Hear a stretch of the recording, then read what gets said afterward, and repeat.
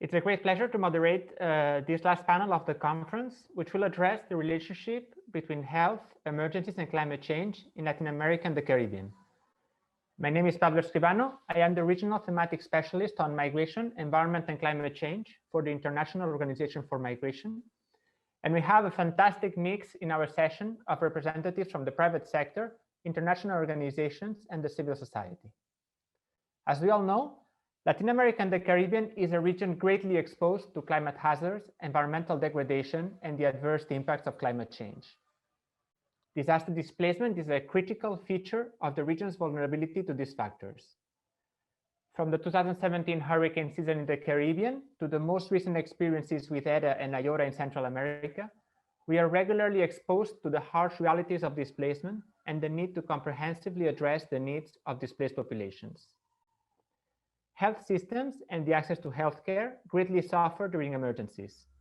Evidence points to the disruption of the access to healthcare and the potential prevalence of communicable diseases. New diseases can also spread in climate change scenarios as global warming disrupts livelihoods and increases vulnerabilities. The COVID pandemic has obviously worsened this situation and challenged the capacity of the most vulnerable to access healthcare and receive adequate protection in emergency situations. With our distinguished panelists, we will explore the relationship between health, emergencies, and climate change from multiple perspectives, including the need for enhanced cooperation and private-public partnerships. You can find more complete information on the session in your conference guide. Our panelists for the session include Ms. Racquel Moses, CEO. Our panelists for today include Ms. Racquel Moses, CEO at the Caribbean Climate Smart Accelerator, Dr. Claudio Santibanez, Regional Advisor on Public Partnerships for Latin America and the Caribbean at UNICEF, Mr. Basile Ebede, Regional Senior Humanitarian Manager for Latin America and the Caribbean at Save the Children, Ms. Nadia Ortega, Disaster Risk Management Senior Officer for the International Federation of Red Cross and Red Crescent Societies, and Jose Nelson Chavez Rosales, Humanitarian and Emergency Affairs Sub-Regional Advisor at World Vision for Latin America and the Caribbean. To start our conversation, I am very pleased to welcome Dr. Claudio Santibanez from UNICEF. I would like to ask you first if you could give us a broad overview of the concurrent humanitarian crisis in the region affecting children and their families. Well, thank you, Pablo, our chair for this panel, our distinguished co-panelists.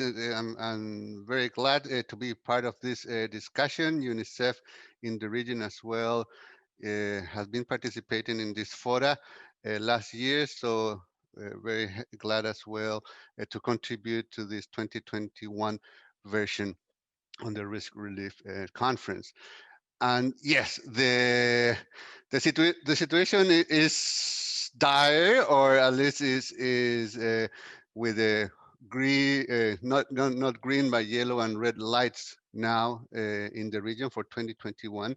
In terms of humanitarian crisis, I must say that in Latin America and the Caribbean, before COVID-19, more than 23 million children were in direct need of assistance, or were working as well, or UNICEF was working as well with a universe of that large amount for different concurrent humanitarian situation where risk management and disaster risk relief as well strategies were at the core of our program. I'll briefly give you some numbers to have a kind of a shape of the depth of the problem that and situation that is challenging our region.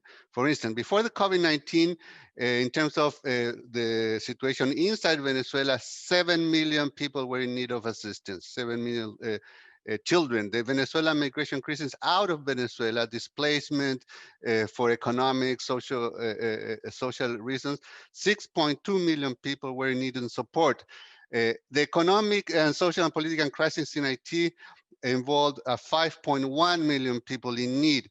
There are at least 5.2 million people in need of assistance in El Salvador, Guatemala, and Honduras due to poverty, climate shocks, and violence situation, which is another form risk situation as well. Between January and August of 2020, over 733,000 people, including almost 300,000 children, were affected by mid-large scale disasters in 13 countries in the region, including, of course, the tropical storms of the Caribbean hurricane season. Furthermore, 47.7 million people in the region are living in are living in hunger before COVID-19. I will tell briefly that that increases after COVID-19. And 2.6 million children are facing crisis level on food insecurity in Haiti and Central America. 21 million people lacks access to basic drinking water. 83 million lacks access to basic sanitation. And prior to COVID-19, 12 million children and adolescents were out of the education system. The impact on COVID-19 will be profound in the region. The GDP latest forecast is showing us that the GDP will fall at least at 9.1% in Latin America and the Caribbean in the last 20 years. So still getting some new data to see what happened in 2020, and there will be a pushback, fortunately, this 2021, but less than we hope for. So that means that there's increases in around 7.1 and 4.5 percentage points on poverty and extreme poverty in Latin America, and that will mean that poverty will affect 37.3% of the population, and extreme poverty 15.5% of the population, which makes as well a very vulnerable population for risk and emergency situations. And for the children and adolescents, poverty could rise as much as 7.6 percentage points. So there's a reversal that is worrisome in terms of the current situation in the region. And all in all, monetary poverty would affect 51.3% of that population segment of children and adolescents. So I finish with this in terms of what we are asked to discuss today. You see, numbers are very high. We're thinking at scale, in economic as well of restricted fiscal spaces. And then at least for UNICEF, we have strong priorities in terms of provision of water, sanitation, and hygiene services, support for health system, and of course, making the nexus between humanitarian and development long-term solutions for situations that very much relate with issues on natural and social disasters, including migration, and displacement as well of population, and finally the issue as well of returning to school. So just a first glimpse of what's the situation here in the region from UNICEF. Thank you, Pablo. Thank you very much, Claudio. Thank you very much for also mentioning the compounded impact of different risks, right? We have slow onset processes related to climate change, sudden onset hazards, a very challenging scenario of poverty and unemployment, right? And with the COVID pandemic as well. So obviously that creates a compounded impact. I would like now to introduce our next panelist, Mr. Basile Ebede, who works at Save the Children, and with whom I would like to keep exploring the impact of the COVID pandemic and other emergencies on children in particular. So I would like to ask you what the evidence tells us about the distinct situation of children in emergency situations with regards in particular to healthcare. Thank you very much, Pablo, and thank you, Claudio, for setting the scene. Like Claudio said, the situation is really dire on children. When adults are impacted, children are the most vulnerable, and the impact on them is even bigger than on adults. What's the situation in the field and in the numbers is telling us is that these emergencies have a big impact on children. We've mentioned the storms, we've mentioned COVID-19, but there's been a chronic situation of drought in the Central America corridor. There are more epidemics. There are regularly dengue epidemics, and COVID-19 has shifted the focus a little bit from those. There's a malaria epidemic in Venezuela and in other countries in the region, and children they are impacted and deeply impacted by all of this. So the impact of all of these emergencies on the children is first on their development. A lot of them, this is sending education, but also psychological and mental health of the children backwards in terms of their development compared to the previous years. Latin America and the Caribbean made a lot of progress in the past years, and this is setting these countries back and the situation of children backwards in terms of children development. The food security of the adult, the food security and livelihood situation of the adults is also increasing the levels of child poverty and the vulnerability of children in their nutrition situation and in the way they and in the access they have to food. There's also been a great impact in terms of sexual assaults and gender-based violence targeting particularly children. We know that during the COVID-19 epidemic, the intra-domestic violence has increased a lot for the children, but also for when it comes to children, to migrant children and displaced children and refugee children are also very impacted by this epidemic and by these disasters. They are more vulnerable to human trafficking. They are more vulnerable to non-state actors and armed groups, and to all kinds of protection dangers during their migration path across the region. Thank you. Thank you very much, Basile.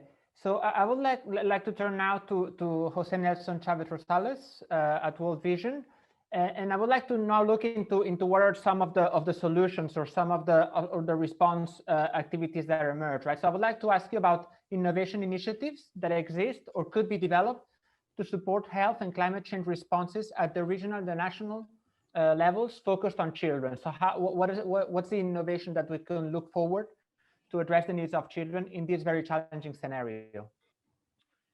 Good morning. Thank you, everyone. It's very happy to be part of this meeting today. But first, I have to share with you that World Vision is undertaking the last humanitarian response in our 70-year history around the world. In that case, we are very focused, especially to reduce the impact of the vulnerable children and the families. And this response will support the Ministry of Health, the Ministry of Education, additional stakeholders, especially for the fragile context of the community. At World Vision is collaborating, supporting some initiatives for development, advocacy, and humanitarian issues. Up to now, we are developing our COVID-19, and including all the impact of the climate change effects in 70 countries where World Vision has field presence. We have working very close to these official stakeholders, and as part of our goal is to reach around 72 million people around the world, especially from Central America. Up to now, we have reached almost 10 million of people affected by the COVID-19, especially in the last 1 year that we are suffering of the effects of the COVID-19. But for the platform and the digital platform, now we are collaborating very close, especially with the Ministry of Education, because the time of the pandemic through using digital platforms, especially because the children, they know options or to have access to the have the daily classes. Now World Vision is part of the regional education cluster of education. We are working together as a cluster also, and we are trying to provide the access to the children, to the connectivity, especially during this time that the Ministry of Education, they are not ready to return to the normal condition, especially for the classes. Some initiatives that we're working together is, for example, to work with creating some apps for prevention for COVID-19, or some initiatives that we are working together with other stakeholders in each of the countries that World Vision has present in 15 countries here in Latin America and the Caribbean. And as part of our collaboration of this innovative tool is to address the disaster risk reductions, the COVID-19, some tools to the families, especially from the prevention initiatives, and the adaptation of the climate change, especially to engage with the children and the youth. To support these initiatives, we are working again with others specialists to define what are the real humanitarian needs that the children has at this moment. Creating aula or creating classroom, for example, is one of the initiatives we are using as part of the creating this digital platform, because as 1,000 of children to cross to Latin America, they don't have access, especially to the connectivity. Probably the ministries of education are doing the best effort to provide all the conditions, especially to provide the education through the digital services. But creating classroom, for example, is alternative continue the education process, the education system. And for that, we are doing, and we are having time for listening the voice of the children, because we are completing some exercise for them to know what is their opinion about what are they living in this moment affected by the COVID-19. And only we have the opportunity also to include as part of this digital platform, for example, have to use the early warning system in case, for example, in the last November, we were affected by the two huge hurricanes in Central America, Eta and Iota. And World Vision was first of the NGOs that start to respond to provide humanitarian assistance to the families affected by but not only by the COVID-19, that in the last 2020, that all the children and the family were affected. Now we had to add the situation of the hurricane, because it's a multi-hazard. As part of the analysis we have to include in this process, because the dry corridor, for example, in Central America, we have to consider that some of the areas where World Vision and other stakeholders were together to try to provide humanitarian assistance to the children and the families, those are affected not only for the COVID-19. We have drought, we have dengue, we have Zika, we have those fragile contexts. We have to consider an entire analysis to provide this kind of initiatives we are working in this moment with the children, especially to be focused to the opportunity to continue with the education process. Some apps, we are creating some apps related with the climate change adaptation. Some initiatives we're using, for example, the smartphones, the children and the youth and the community leaders, they have access to, for example, they have a smartphone, they have the opportunity to collect information, gather information in real time. This is one of the challenges we have tried to move forward and to move fast in case as part of the preparedness initiative. Now we are working according to a timeline to the transition or to the recovery phase of the COVID-19. But again, we have to consider the other hazard scenarios that Latin America and the Caribbean has, and those represent a huge challenge to the NGOs and the humanitarian agencies, very close with the national authorities to support, to provide, to protect, especially the children, in case additional hazard or critical situation could be appear on the next coming month. Some of this initiative is we are invited to others, especially to be part of this initiative to provide some digital support to the children and the youth, especially to continue with all the local activities they are having at this moment. But those is some of the initiatives we are working. It's a lot challenges that we have to include into the next action plan that we are working together with each of the countries that World Vision has present. But again, we are working together with other colleagues as members of the humanitarian country teams, of the civil protection agencies, and to support with the other stakeholders to provide local resources to ensure the protection, the full the opportunity for these children and this condition that they are living at this moment, my friends. Thanks. Thank you very much. Thank you very much, Jose. So it's great to see indeed the role of innovation, right, in reaching out. We keep talking in the humanitarian sphere of accountability to affected populations and how we engage affected populations, and obviously these innovative technologies provide us with the ways to reach out and to get their voice into the discussion.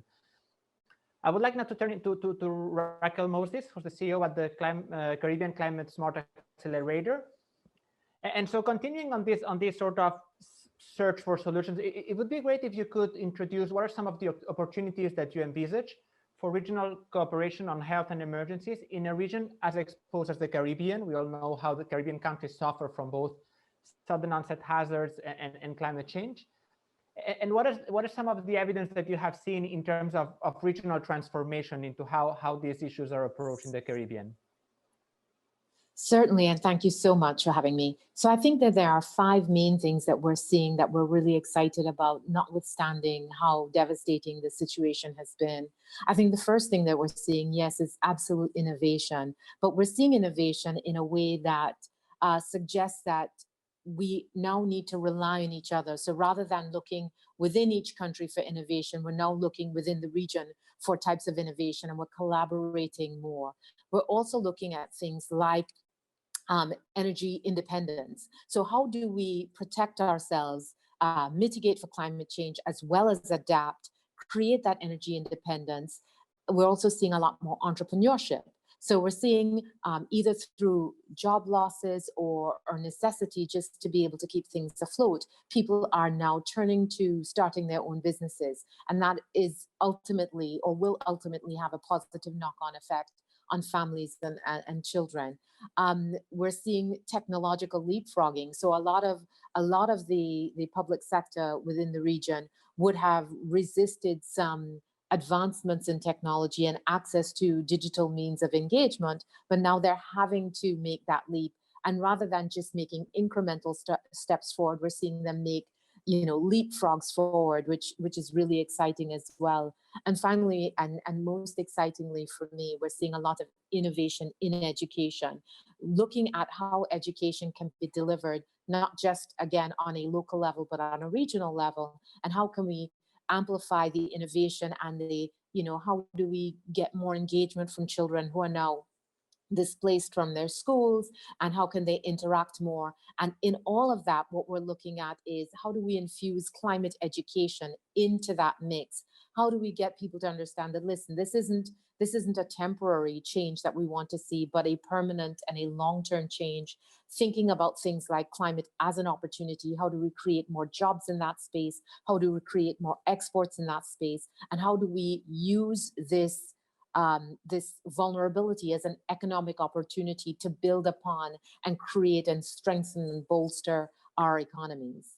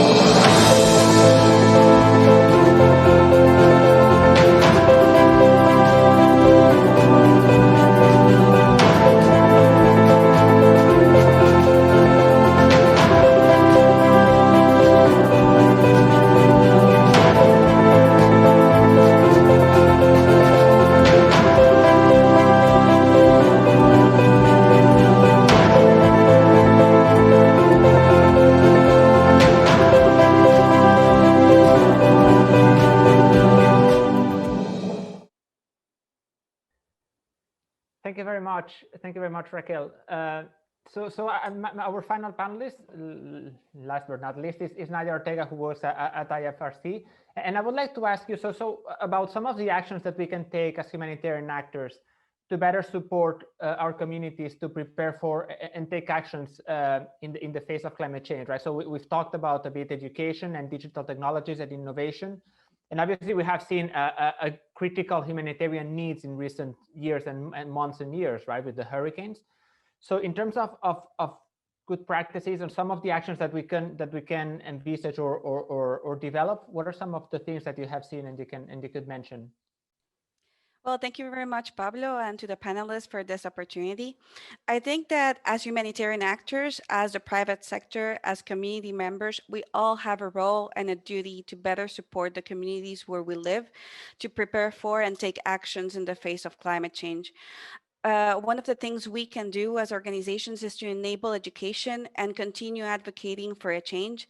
We need to focus our actions and whatever enables the development of community resilience.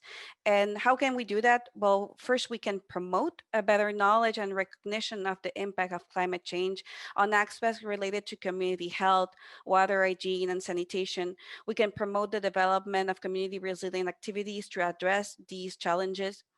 We can also promote a better understanding of what are the perceptions of local communities regarding indigenous people, rural and urban settings, all related to climate change, and try to disseminate their understanding and how it's impacting their lives to try to carry out more relevant and tailored activities. We can also create and influence behavior changes in the population regarding climate change. We can develop these kind of programs, this kind of innovative approaches. We can promote the development of protocols and activities at a higher level for a more friendly and sustainable emergency and disaster response that takes into account the impact of climate change. It is really important to understand that right now it's not too late to reverse climate change.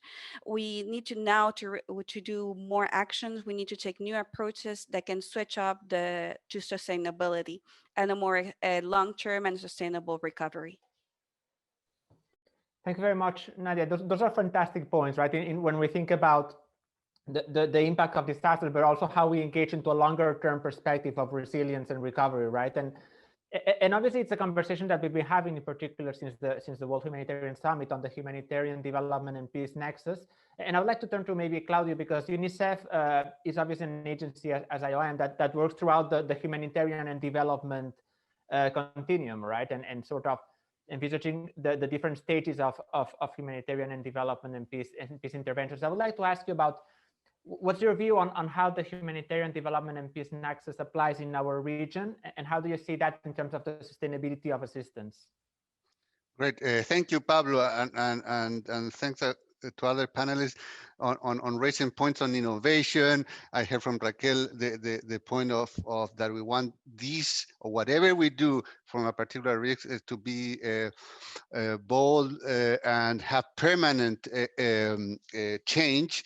So the idea, as you point, Pablo, very good as well, is whatever we do on humanitarian, on emergency terms, how to make sure that that provides some capacity at any level in terms of resources, institution, behavior, that next time will make it easier, or at least we won't see the idea of having a harsh situation as the one that we are acting upon that particular humanitarian issue. So the nexus in terms of humanitarian development programming is important for UNICEF. Here in the region, fortunately, we have, and the panel here speaks to the good networking that we have in terms of going to scale and interacting into those emergency. And of course, it's always we can do much more in terms of going to scale. But in terms of, at least for UNICEF, a key tool to deal in terms of visibility, put at the level of urgency to all the key stakeholders that our humanitarian challenge that appear every so far in our region need and deserve is the use of particular tool. And mainly the one for us that you may know is the HAC, which is the Humanitarian Action for Children. Those are appeals, or other organizations as well work with those appeals, and appeals just to make sure that we package a particular phenomenon, social, economic, natural, in a sense of urgency, in a sense of also assessing the needs in terms of people affected and resources needed to mobilize. So far in 2021, and very much related with the COVID situation, the vaccination that comes from that, people that are not going to school, nutrition issues, health issues related to children receiving the vaccine and accessing primary health care, not children, but their families, the pregnant women, etc. Another health service, I mean, water and sanitation, which is huge. All those elements are there now for us to work on this humanitarian action for children appeals. We have 7 so far. On those issues, one particular as well or 2 particular on mobilization in terms of children displacement or children in the move, outflow of Venezuela, but also the situation in Central America and the northern countries of Central America. And I won't mention all 7, maybe we can discuss it later, but just let me tell you about the total amount that we are expecting to mobilize in terms of numbers. Financial access is more than $500 million in all these 7 appeals that I repeat. It's an instrument well proved. All of us work together. With these appeals, we get as well participate in particular proposals with donors, with other key stakeholders, with the international financial institutions in the region and globally. And the idea is, as well as you may have been doing so far, is working with other organizations in some of these appeals, mainly with our colleagues of Save the Children, World Vision. We have working as well in Save the Children with in terms of children returning to school, and also IOM. We're part of a big platform in terms of the response for Venezuela. So that is a main instrument. Pablo, I'll leave it here, but the idea of what we do then from a humanitarian perspective as to make sure that then we move to development programming is there, and happy to keep discussing this panel about that. Thank you. Thank you very much, Claudio. So we've mentioned a bit, so obviously the health impact of emergencies. A couple of panelists have also discussed education as a key priority when we're reaching out to children. I would like to ask Basile maybe about what are some of the other sectors that you're seeing are impacted by these concurrent emergencies in our region, and how you address these different sectors requiring further work and support. Thank you, Pablo. There are so many sectors that are impacted by this. If we're talking about traditional humanitarian or development sectors, the water and sanitation situation of people across the whole region is being impacted. The resources that were previously dedicated to this are diminishing. And this epidemic has also increased the competition for the resources among the different priorities. Now, for the moment, COVID-19 is the priorities of most of the countries. I'm also going to make a little focus on two sectors: education. Most of the children in LAC do not have access to connectivity, like some colleagues were mentioning before. But we're talking about, according to the statistics, about 60% of children in the whole Latin America and the Caribbean who do not actually have access to a good connection, because even when they do have access to a connection, the connection is not good enough to be sustained for a long time so that they can actually take advantage of the existing distance education possibilities.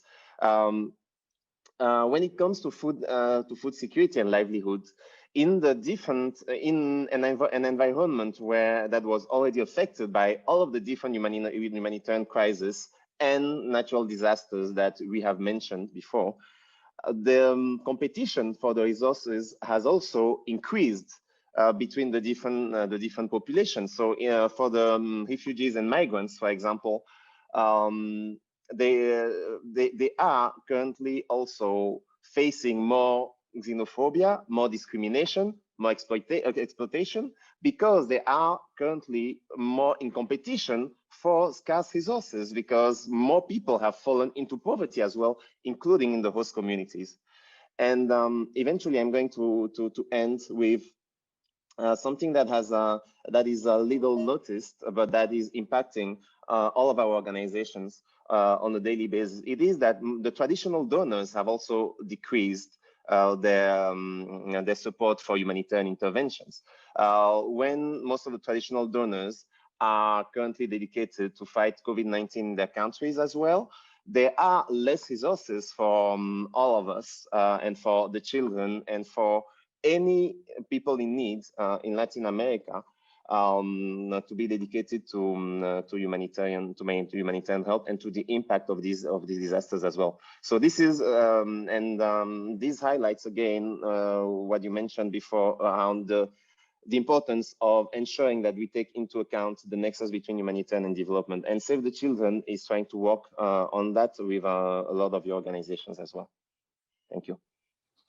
Thank you very much, Basile. So yeah, we keep talking about how we intervene, but these obviously things require substantial change, right? In how we engage these issues, how the population engage these issues, right? And I understand, Racquel, that you've worked in the Caribbean on sort of overcoming cultural impediments and enhancing transformation. I would like to ask you if you can discuss a bit how your company, the Caribbean Climate Smart Accelerator, has worked to overcome cultural impediments and to really address these from a transformational point of view. Yes, thank you so much. And so one of the things, there are two main things that we think need to happen, right? The first thing that we think needs to happen is that people need to start thinking differently. And you know, talk about thinking differently, that's not something that we can control. That is something that each person listening has to really question themselves and ask, what can I do differently from what I'm currently doing that will make a bigger difference?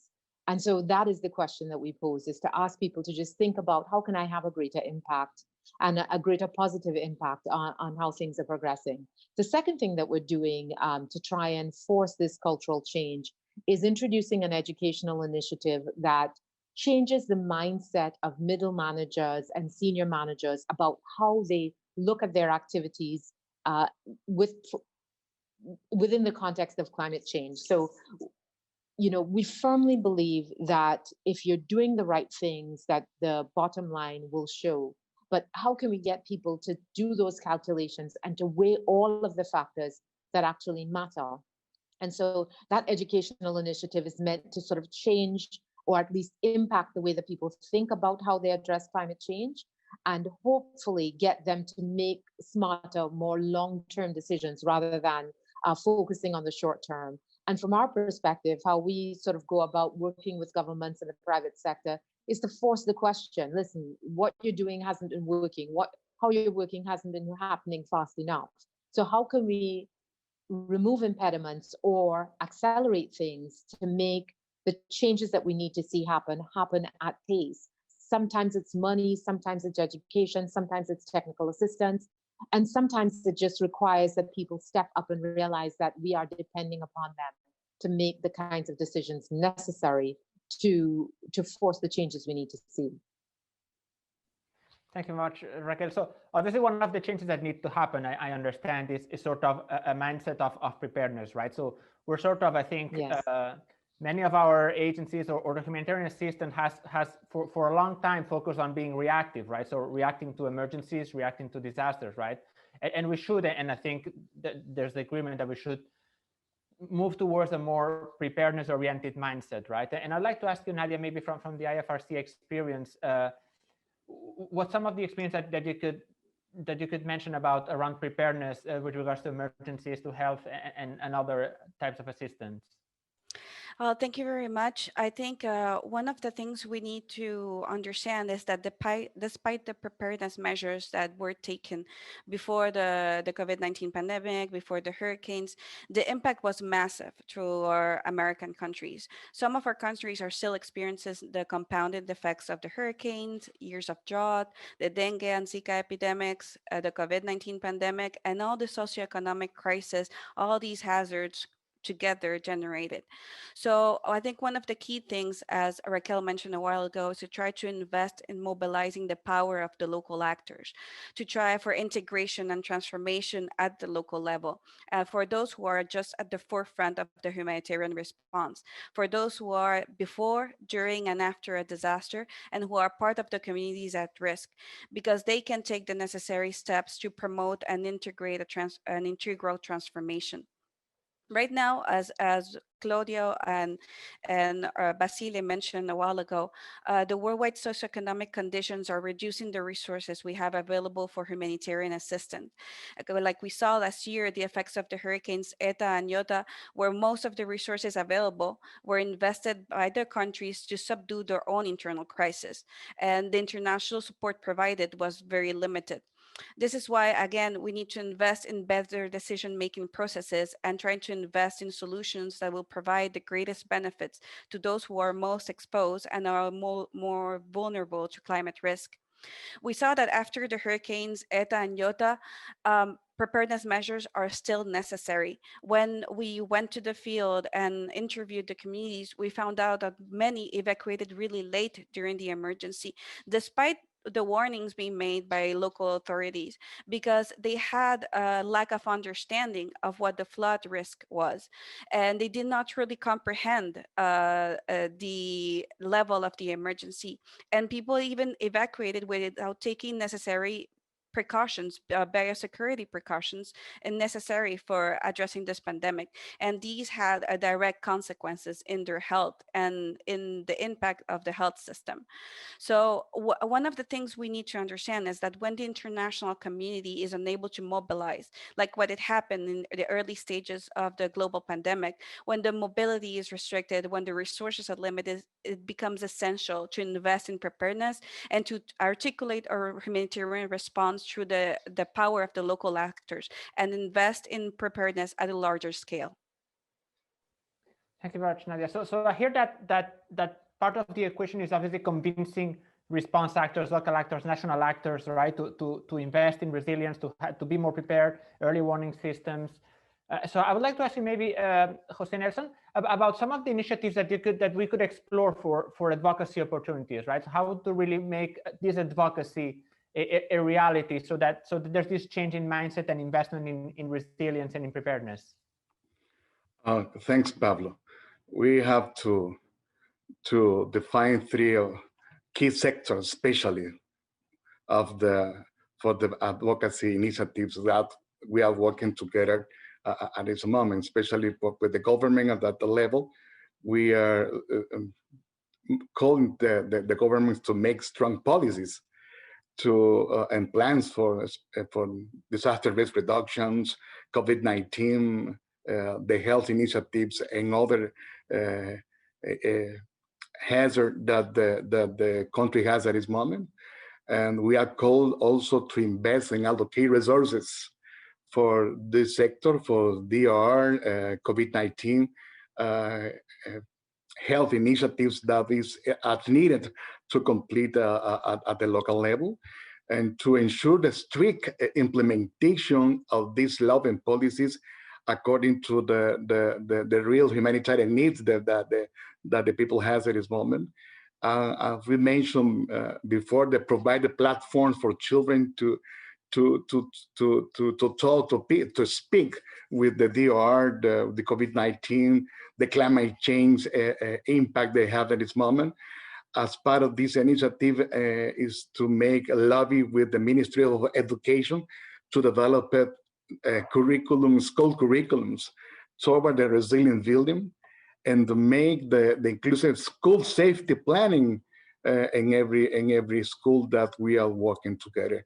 Those are some initiatives that we are working with as part of the networking at this moment. But again, with the civil societies, we are looking to promote, to make influence, to make advocacy, to provide linkage to the government and the people to have access to information in real time, and to conduct, for example, to eco-friendly activities to maintain, to protect the environment.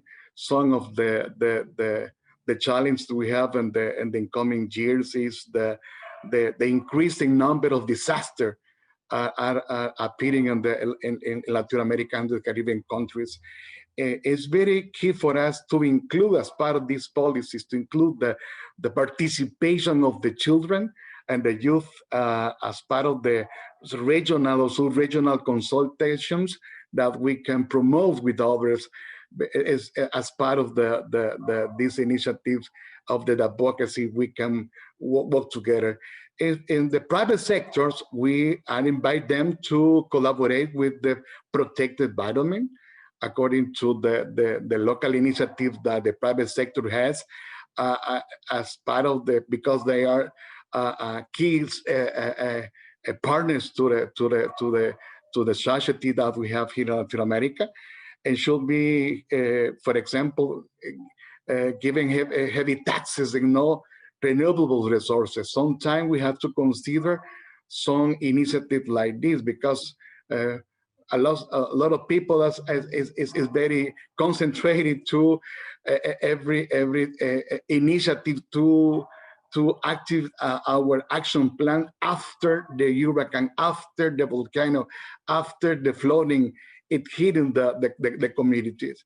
In that case, it's very important to contribute to help as part of this private sector to mitigate, especially to the greenhouse gases. Some of these advocacy initiatives, for example, we have a lot of them. We have to consider additional in that cases. But I would like to end this time to mention, as World Vision, we are ready to, when we are talking around vaccines, for example, to engage community, the local leaders, the community health, and the development workers to encourage vaccine acceptance and to assist the global vaccination campaign. In that moment, we have to promote and as part of this initiative, according to the World Organization, Health Organization initiative, is supporting the poor countries in Latin America. Those are the services. We can also make some additional influence, additional advocacy in front of which are the conditions that the children has at this moment affected by all the impact of the disaster for the next decade. We have to consider to work together, in that case, to plan additional DR planning over climate change initiatives according to all the official initiative that the government has at this moment. We have the opportunity to be there, to suggest, to be making the difference, and to completing the extra efforts to ensure that the child protection is part of these advocacy plans also. Thank you very much, Jose. So you were starting to mention the different types of actors that should be engaged, right? Obviously, we've talked about DRR, disaster prevention, emergency response actors at the national, subnational levels, the civil society, and you're starting to discuss as well the private sector and the role they should play, obviously, right? So I'd like to turn maybe to Claudio, because you're obviously engaged in private-public partnerships, right? And I'd like to ask you about what are some of the good experiences that we have in our region in reaching out to the private sector, in involving them in the response to emergencies in healthcare. So what are some of the things that you see from your experience? Yes, thank you. And I understand that part of the discussion in this panel is not that much of what we are doing, but I think the measure of success of the discussion here is really to engage others, public and private participants in this fora, and to try to answer together what we need to do together. So we have put forward several issues and several kind of spaces and methods and ways of looking for solutions in terms of risk management, humanitarian and emergency situations that we have in our backpack. But then how and with whom we should work together, and certainly, Pablo, private sector and in a mix of public and private partnerships as well is key for this. In the beginning, we saw the level of the challenge here, the situation that is really a first one in terms of the region, the reversals in terms of our advancement of the SDGs that amount a lot of people that today are worse off than yesterday, and also amount billions of dollars as well, or whatever currency, to make sure that we go back to track, not even to advance building back better, as we have also seen, but really if we want to go back to the levels that we had before the COVID, that's a lot of work, and for the next 2.5 years. So private sector and dealing and making a call and to work together with the private sector in these fora is key. And in the Q&A, we will hopefully will have some more discussion on that.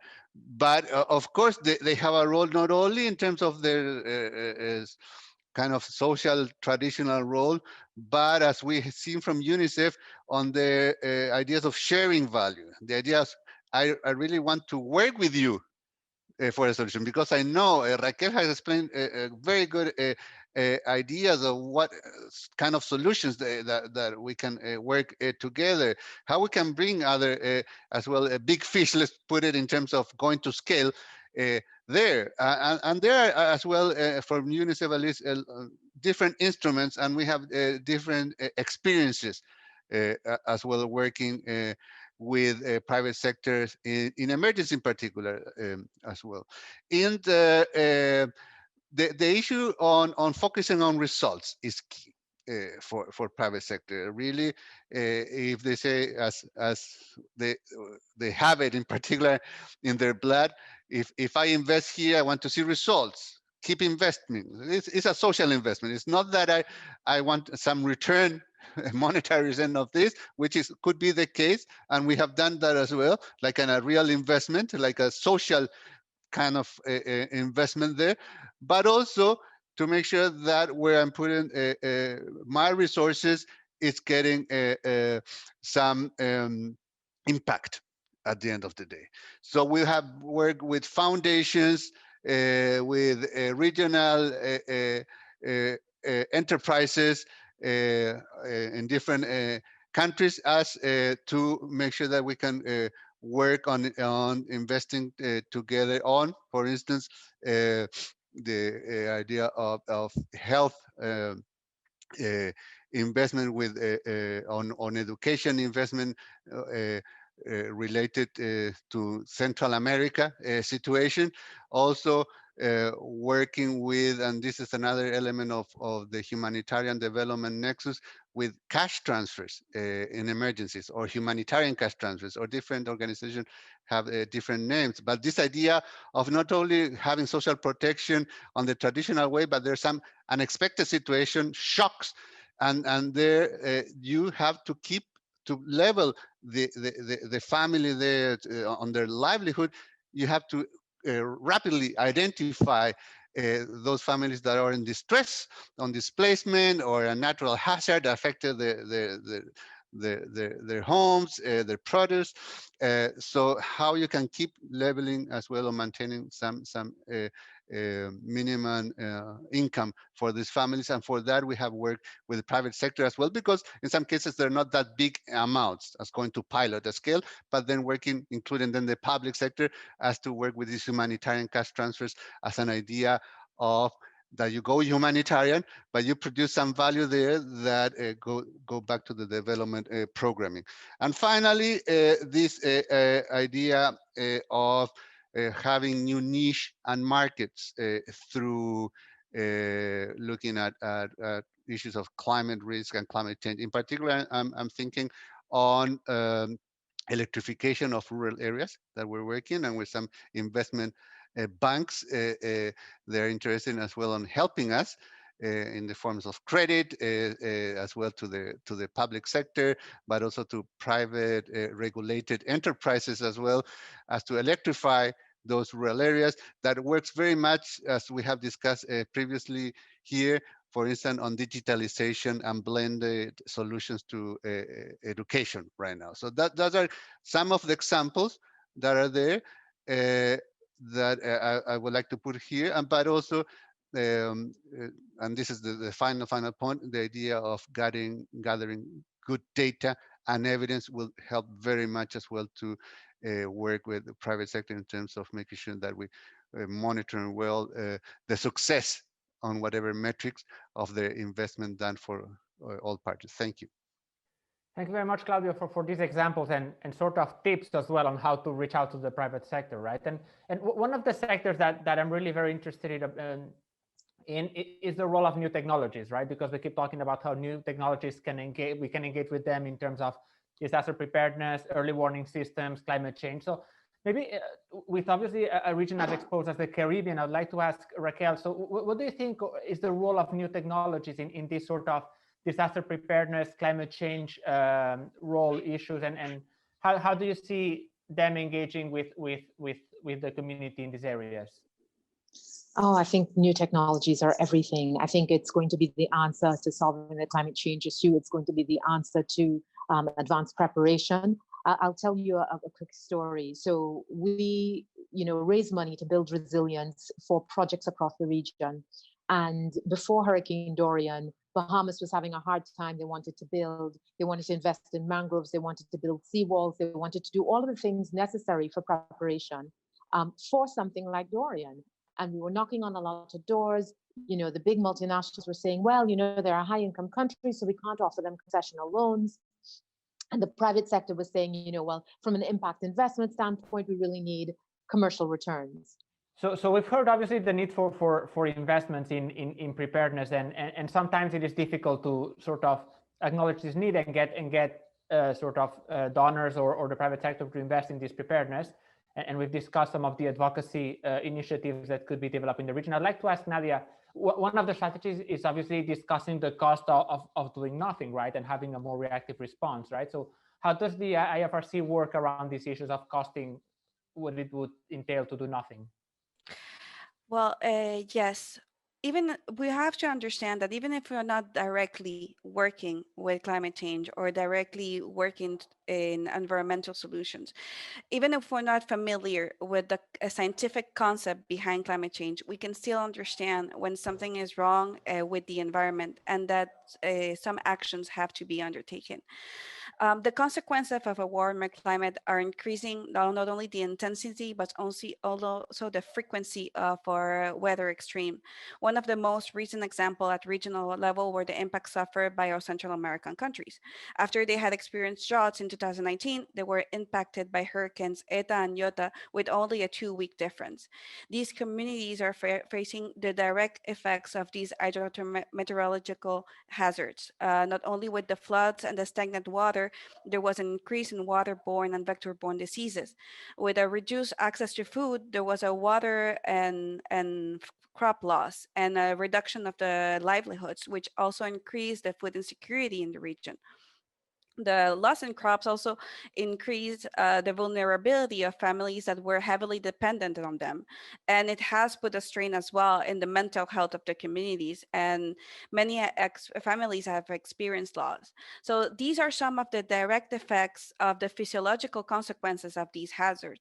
But they also have consequences that are not maybe as evident in our communities. For example, the human activities we engage on are destabilizing our Earth's climate. And one of the direct links between climate change and health is related to air pollution.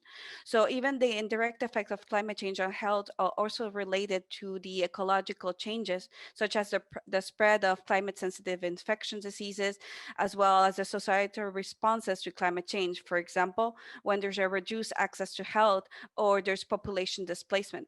We are right now seeing the first wave of climate migrants fleeing from San Pedro Sula, from surrounding areas after their houses, their crops, and their livelihood were swept away by the waters.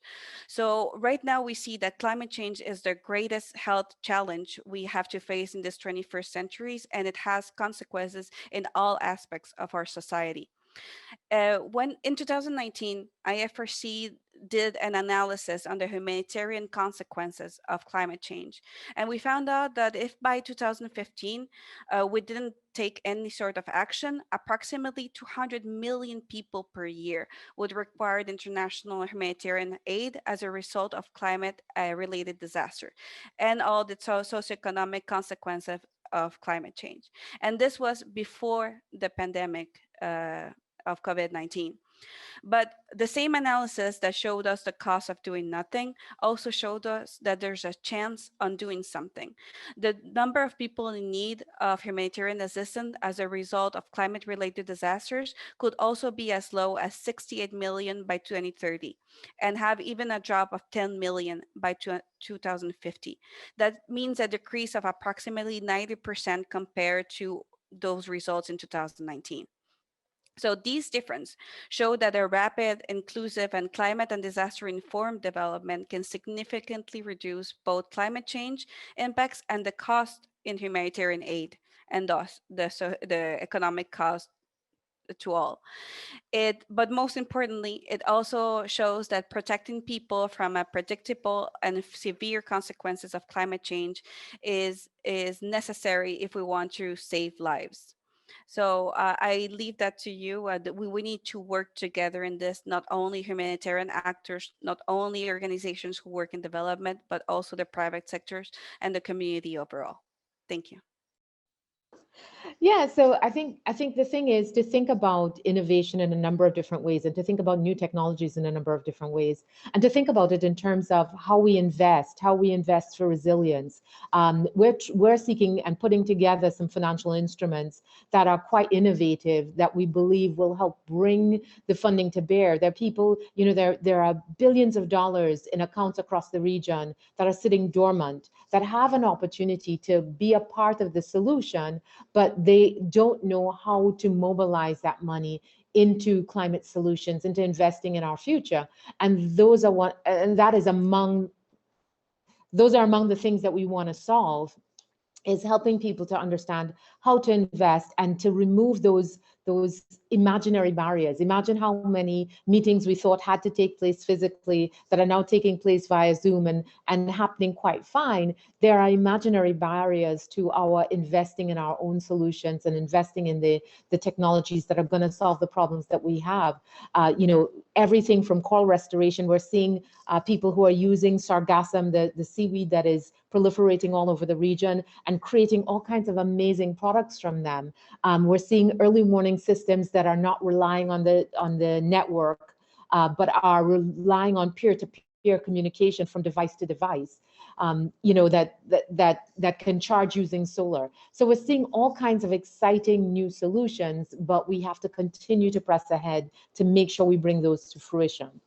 So we've talked a bit about the distinct impact of health, emergency climate change on children, but one issue that obviously needs to be addressed is the gender dimensions of these processes, because we know, and we did at IOM a recent study with ECLAC on the gender dimensions of climate migration, for instance, and we know that women have less access to resources, they're more vulnerable to displacement, they suffer more in displacement settings, to gender-based violence, to other forms of violence and exploitation, and they have a harder time recovering, right? So I'd like to ask you, maybe Claudio, what do you think? How could we address the specific impacts of emergencies and climate change on a gender basis?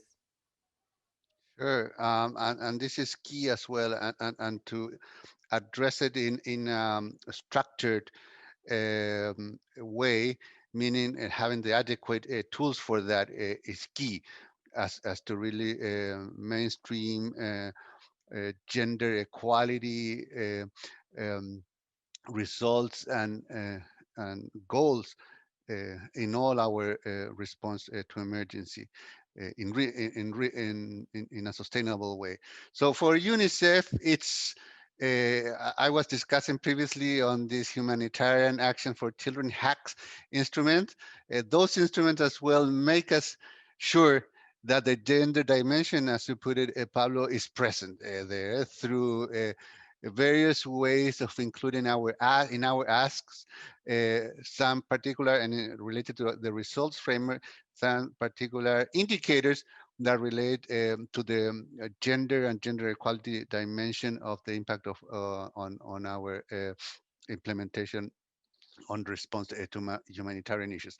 In particular, and we can share that to the participants in this event, we work as many of you also may work and collectively we share some guidance in terms of gender-based violence in emergency toolkits.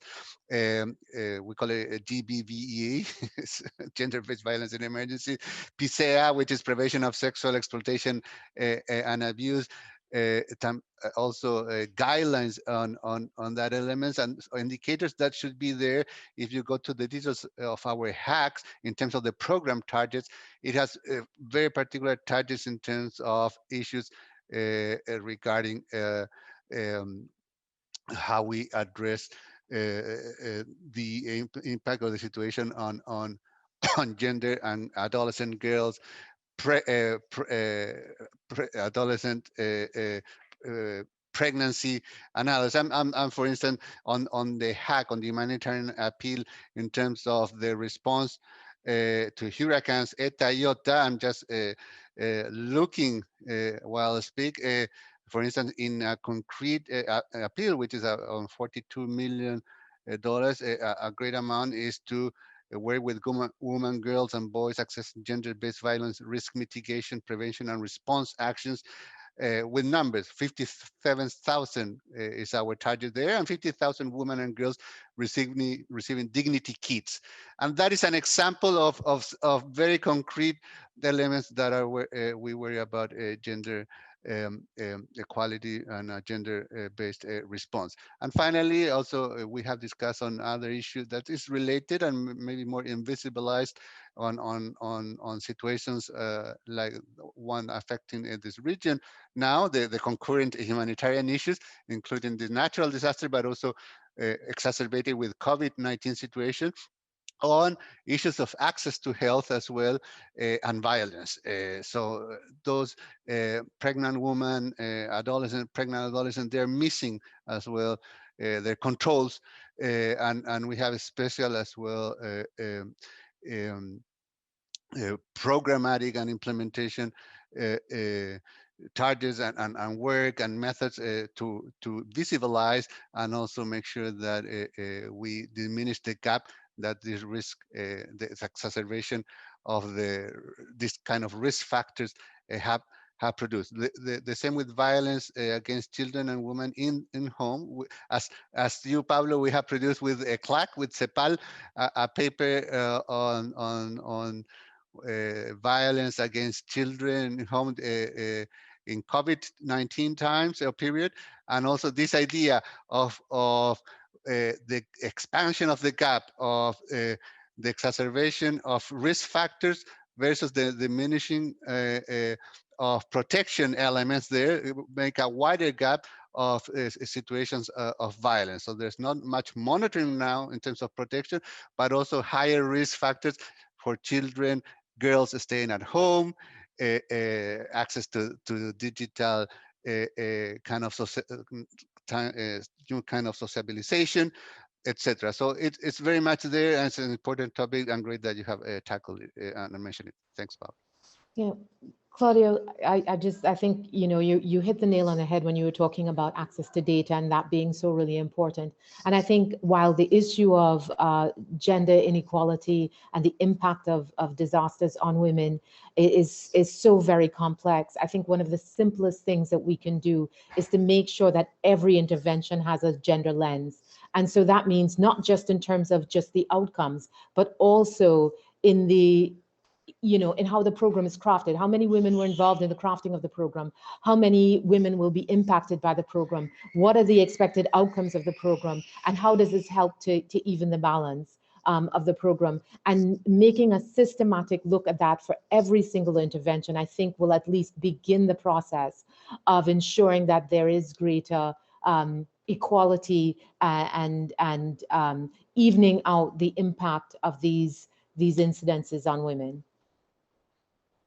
Thank you very much, Racquel. So yeah, these have been very, very interesting interventions. I would like to maybe go to Nadia to close on maybe what she can tell us to conclude our discussion on the role of the IFRC and partners potentially on the fight against climate change. We're in obviously a very important year in which we've seen already new nationally determined contributions to the Paris Agreement, and really we're going to go to, and countries are trying to adopt a much more ambitious climate agenda, right? So I'd like to ask you, how can institutions like the Red Cross movement work with partners on these issues? Yes, the Red Cross, as you may know, is an organization that is very tight. We have one of the largest networks of volunteers organizations, and we have grown from an organization that mainly saved and rescued people to an organization that is now trying to provide long-term integrated solutions to the communities. We have a network of youth volunteers, and we're trying to empower a new generation to take action and unite to advocate for a change. We're also taking science and applying it to save lives through forecast-based financing and preparedness. We're transforming communities that were once destroyed, and we're providing them with the tools to recover and to protect themselves from future impacts using nature and science to develop long-term resilience. We're doing that and so much more, not only to fight against climate change, but also to protect the environment as well. With the support of partners and members outside of our movement, we're enabling the recovery and bringing back hope steadily and step by step, trying to build back better and empowering the local actors. For example, only in Honduras, during the first week of the ETA and IOTA disasters, over 5,000 Red Cross volunteers were mobilized to respond to the hurricanes.